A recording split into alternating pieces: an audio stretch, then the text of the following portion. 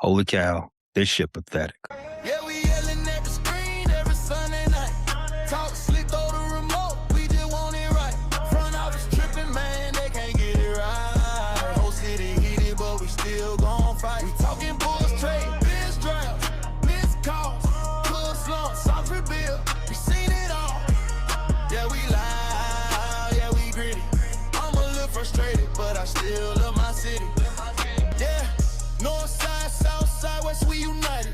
Welcome back to Holy Cow, the Chicago Cubs podcast here at the Frustrated Chicago Sports Fan channel. I've been watching the Cubs faithfully for 29 years now, 1997 season. Seen a lot of annoying, frustrating baseball, starting with Sam Zell Tribune Cubs were often annoying and frustrating. 99 season coming off the highs of the 98 season. Game 6 and 7 of the NLCS. 2004, a September collapse of the 04 season. 5 one was just nothing but Derek Lee. The division series from 07 and 08. 2018. All of that. And I don't think none of it was more mind-bending, frustrating than the last 3 games played at Wrigley Field. The Cubs had a 15-game winning streak coming into this past series against the Milwaukee Brewers, who had won 8 of their last 10. The Milwaukee Brewers, who were a game and a half behind you in the standings, setting up in a very important gut check series in the first third of the season. Not just those Brewers, but it's the Brewers that's been dragging their nuts across your face the last handful of seasons. In fact, since 2018, them Brewers that's been showing you up every single summer. You outspend them every single summer, and they still find a way to be better than you. Them guys. And once again, outspent, but they outball. They have consistently shown you up, time in and time out. You outspend them, they outwork you. They lose 2 pitchers in the offseason, no big deal. We lose 2 pitchers during the season, we crumble and fall and wilter away. Cubs take their manager, and they get better. I'm this close to calling Craig Counsell the most overrated manager in all of the majors. I don't know what it is what they do up there in Milwaukee, but the Cubs keep trying to emulate it and throwing money at the problem. Obviously, that ain't the issue. Obviously, that ain't the solution. From 2019, Tom Ricketts spending money. He's spending money. We're not producing results. The money is, so we can go back to 2019, 2020, 21, 22. The money wasn't the issue because Milwaukee ain't spending the money. They still getting wins. Something's wrong with this. Something's wrong with this organization. Top down. Because these players, this product, something ain't working. And this last 3 games is emblematic of that. I don't know how that team from Wisconsin continually shows up and punches you in the gut, muffs you across your forehead. You don't do nothing about it. The worst 27 innings of baseball I've seen in a long time. No fight. You came to the ballpark, punched the clock, and bullshitted around until it was time to go home. Heading into the Memorial Day weekend, where you have the unofficial checkpoint of a third of the season being gone, a little bit over 50 games, and you have a major question to ask about this team. How good are they? Like, how good are they for real? And I'm listening to Boog Shammi and the rest of them, Marquis, talking about, yeah, it's a little disappointing, but we're still on a 94 win pace. So the fuck what? Who cares about that? 94 wins, that's 2 more wins than last year. Are you satisfied with what happened last year? No. You spending way too much money for a divisional round exit. There's way too much talent on this team to not be championship series or bust. There's way too much talent on this team to not be expecting to see Atlanta in the CS, the Dodgers in the CS, with a legit shot to win the pennant. Unacceptable. Everybody on down. Jed, Carter, Craig, everyone. Alex Bregman. Don't even get me started on PCA. This effort from Monday through Wednesday was god-awful. 5-game loser streak, you go all the way back through the Red Line series. 3-9 since the last game at Wrigley. No, hard for me to believe that that this 12-game sample size is that big in the grand scheme of things. But when you've been watching this team since day one, it definitely feels like that's more representative of this team than either of the two 10-game win streaks. And that's fucking sad. Let's go ahead and recap this series, even though I don't really want to. I don't want to talk about bad baseball, but we got to do it anyway. Brewers came into this series, as I said, they had won 8 out of the last 10 to pull within 1.5 games behind the Cubs, headed to begin this series on Monday. The Cubs did have a 15-game win streak at Wrigley Field, 16 consecutive wins in Chicago before that streak was snapped this past Saturday at Comiskey. And that's where it all fell apart. I think everything fell apart that Saturday at Comiskey because a lot of bad habits started that day. But let's stick with this series. Game 1, Monday, it set the tone. Cubs were embarrassed. 9-3 loss. Wind was pulling out, and only one team can take advantage of it.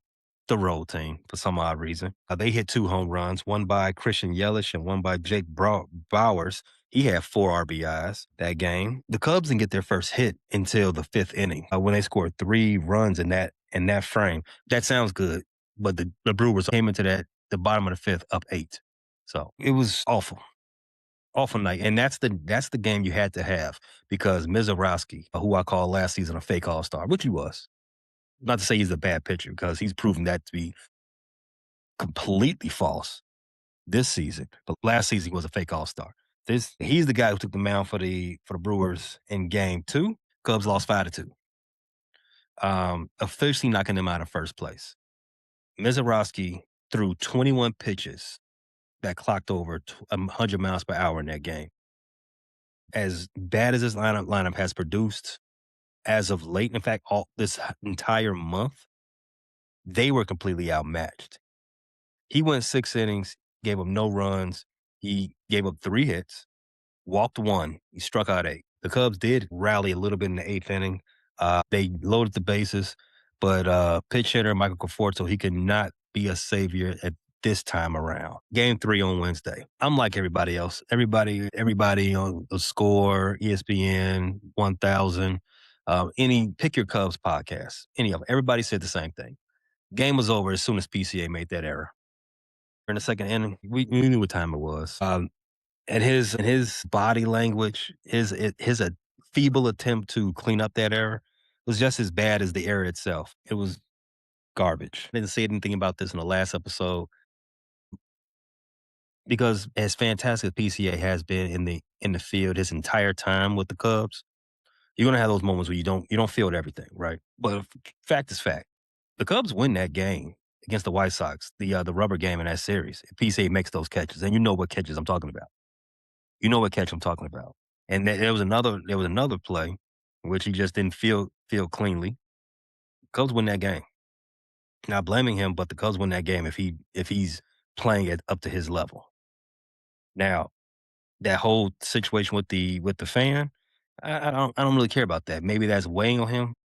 I don't know why I can't believe it is weighing on him because telling someone the SMD is feels great.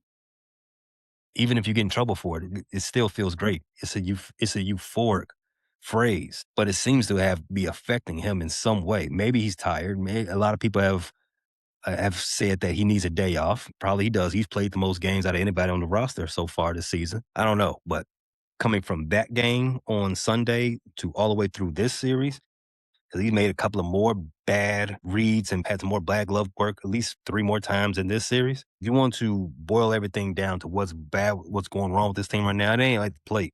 It's just everything. Everything that we should expect to happen is not happening, and that right there, we expect each other to be pristine, and it's far from that right now. Cubs were shut out in this game. If you thought Mizorowski was tough, Kyle Harrison was even worse. Harrison went 7. And the Cubs were only able to get 2 hits off him.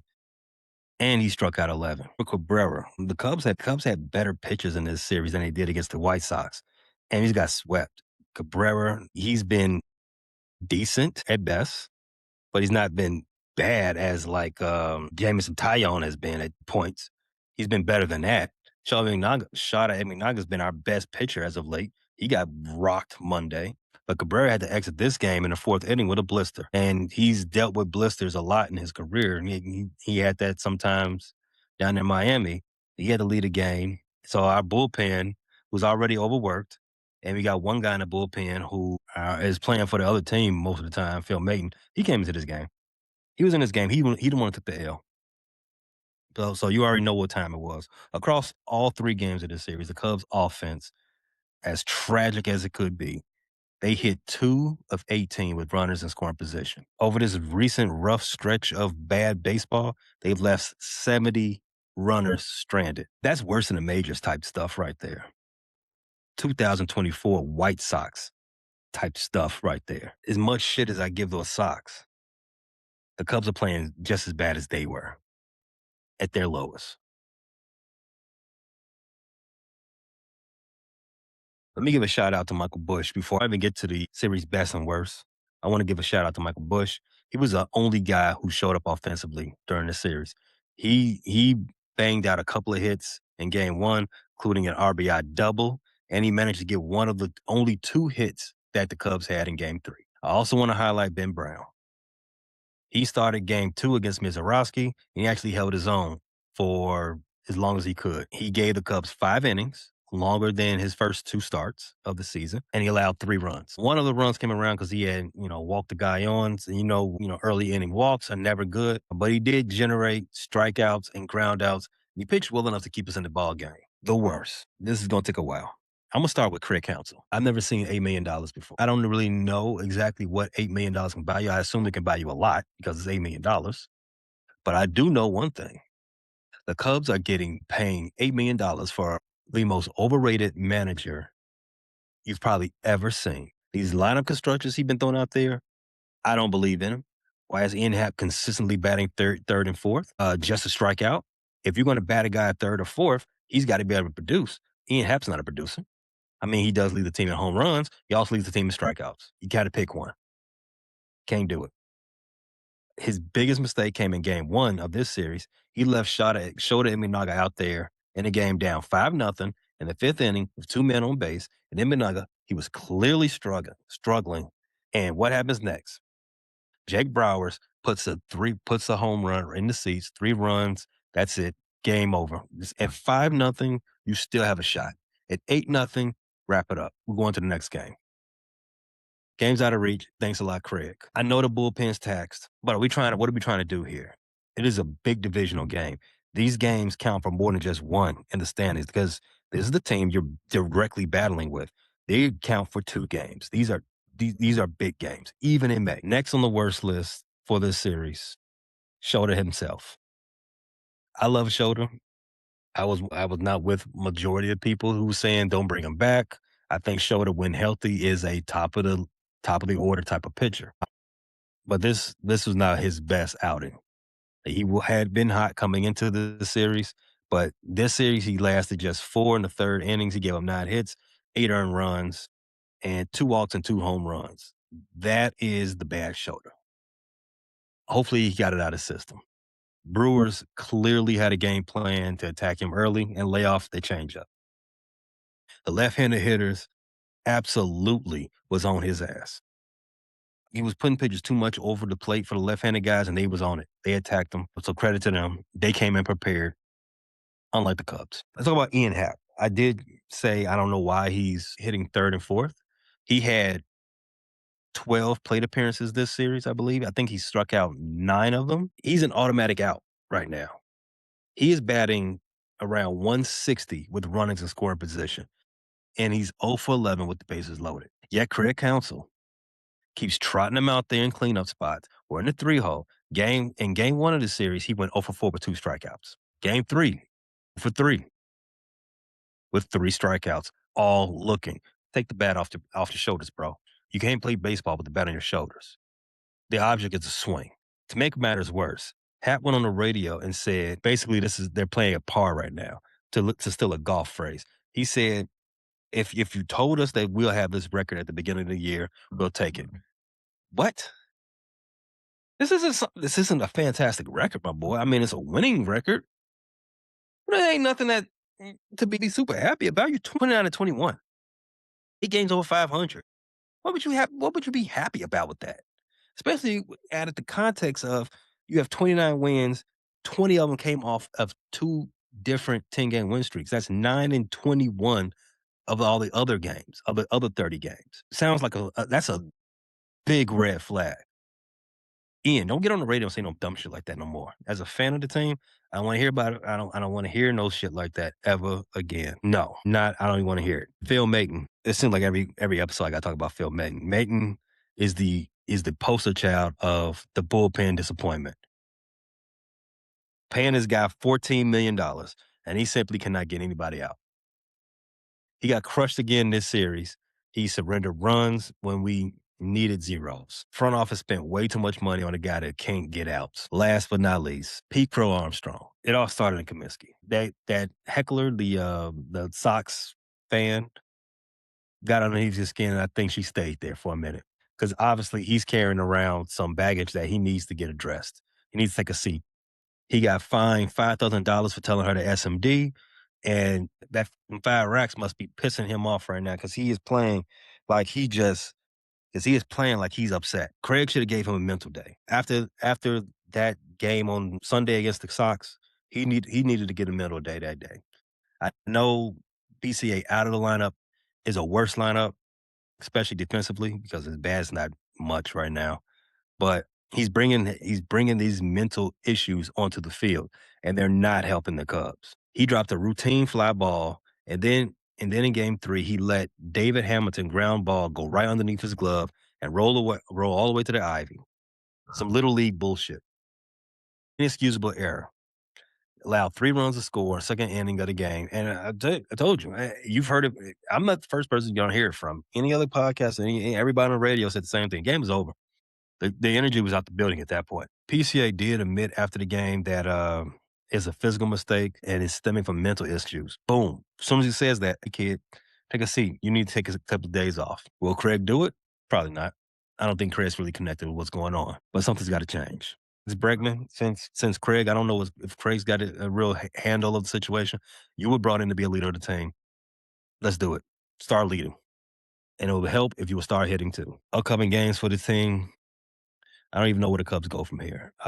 This weekend, we welcome old NL Central rivals, the Houston Astros, to Wrigley for a 3-game set. It looks like the Jameson Taillon will be taking a mound again against Spaghetti, who's 5-1 with a 1.5 ERA. The Astros have been shit all season. Something tells me that the Cubs are going to be a boost for them, at least to start the series. The pitching matchups for game 2, Colin Ray versus KY Ting, and the final game of the series, Phil Lambert against Shota Eminaga. Cubs got opportunity. The Houston Astros are not a very good team this series, to say the least. They're old. They're an old squad. They're a beat up team. They've underperformed all season, commensurate with their talent. Jose Altuve's been hurt. I don't believe he's going to play this series. Isaac Paredes, he's having a down season, but we need Taillon to step up. Game 1, we got to put a stop to this. 5-game losing streak. I need Taillon to step up. Brush off that last start against the White Sox where he gave up 5 home runs. You got to brush that off. That ERA is sitting around 5. You got to bring that down. You got to start Friday. Colin Ray, same thing from him. He's most of the seasons he's been pretty decent, but we need a turn back the clock game from him. We need other guys to step up, and I believe Jordan Wicks and Javier Sada both should be available for this series. It would help. We need some life injected into this ball club at the worst way. Cubs have lost 8 of the last 10, but if you look further down the line of their schedule, it seems to be softening up a little bit. After these 3 games with the Astros, you have the Pirates 4-4, and then at Busch Stadium to end the month.